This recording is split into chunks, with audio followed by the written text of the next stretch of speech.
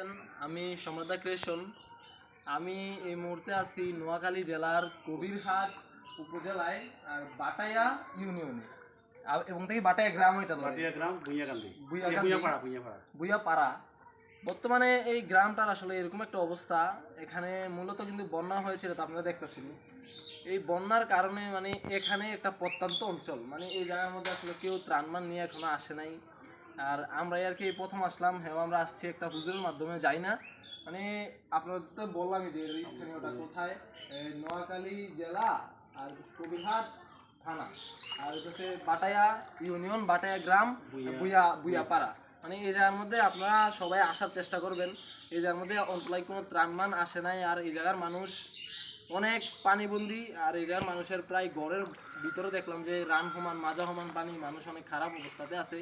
এই প্রথম আমরাই আসলাম ত্রাণ নিয়ে। তো আমি আপনাদেরকে যে কথাটা বলতে চাচ্ছি যে মানে আপনারা যদি আসেন সবার আগে এই জায়গাটার মধ্যে আসেন, এই জায়গাটার মধ্যে আসলে মানুষের পরিস্থিতি অনেক খারাপ, মানুষের জন্য অবশ্যই আমাদের করতে হবে, আমরা বাঙালি হিসাবে আরেকটা বাঙালি ভাইয়ের দুঃখে সুখে পাশে দাঁড়াইতে হবে।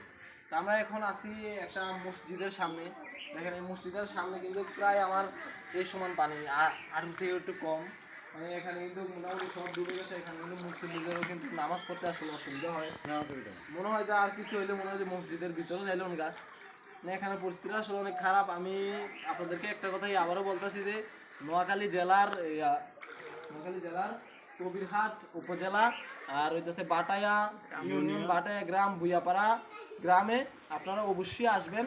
আসলে এখানে পরিস্থিতিটা দেখবেন, আর আপনাদের আসলে আসা দরকার। আপনারা যারা সাহায্য করতেছেন, মানে আমরা দেখতেছি যে আপনারা ওই বিশ্ব রোডের লগে, মেন রাস্তার লগে আশেপাশে যারা আছে আপনি তাদেরকেই দেওয়া যাইতেছেন না, কিন্তু ভিতরে যে এলাকা আছে, ভিতরে যে গ্রাম আছে, এগুলোর মধ্যে কিন্তু আপনারা আসতেছেন না, যার কারণে আপনাদের এগুলোর মধ্যে অবশ্যই আসা দরকার, এগুলোর মধ্যে আসবেন। আর আমি আবারও আপনাদেরকে এই জায়গার অ্যাড্রেসটা বলে দিতেছি যে এটা নোয়াখালী জেলা, কবিরহাট উপজেলা, আর হইতেছে বাটাকান্দি গ্রাম,